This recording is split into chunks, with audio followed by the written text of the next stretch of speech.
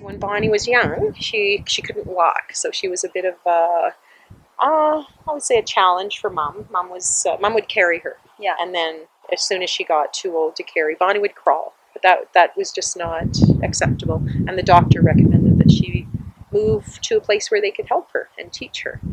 So 8 years old, I still remember that day. I remember Bonnie being driven up to Michener, Yeah. and yeah, mom was obviously very upset.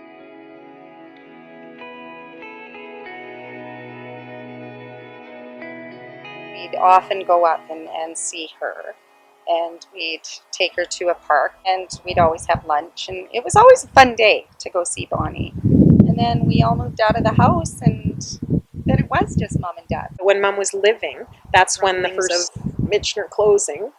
So mom knew about it, and then she passed away that December, I believe. So that was that was hard because all of a sudden we're in a role that we weren't before. We also felt like we were between a rock and a hard place. Mm-hmm. Michener at that time was closing. I just felt so much empathy, and I still do. And I just worried that she was not going to transition well, and it was a real worry. We had to find her a place, so we just took our chance.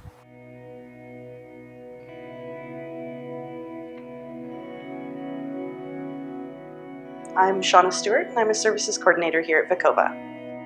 I knew that she was coming from Michener.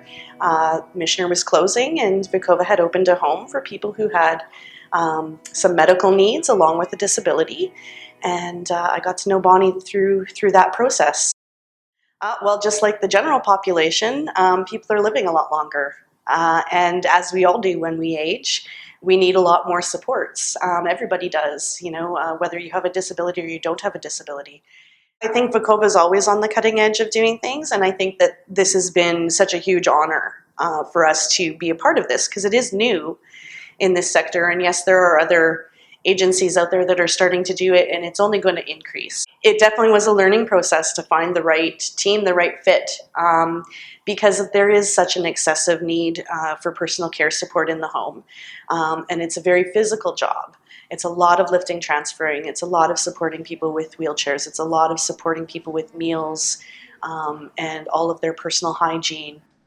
Staff need to be a lot more educated and trained in kind of the medical ins and outs of knowing when something is medically not right, kind of keeping an eye on things that are all personal care related. We've had a lot of new training. So lifting, transferring is something that Vecova has provided in the past, along with personal care, but it's being done kind of at a higher level with this team because it is so prevalent in the home.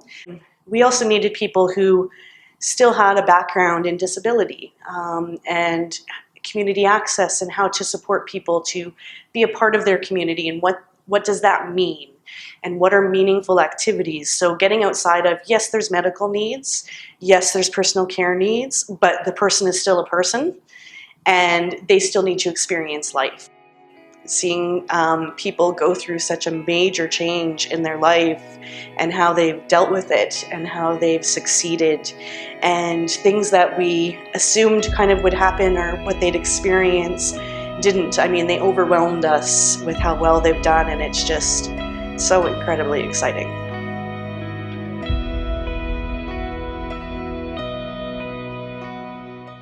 I think after the first transition phase, she's come into her own. This is her place. These are your peeps too. Yeah, yes, they do. She has so many professionals working for her. She has so many advocates, and we're her greatest advocates, of course. And but I believe everybody there really cares about her and wants her to do well. So that's what I've learned.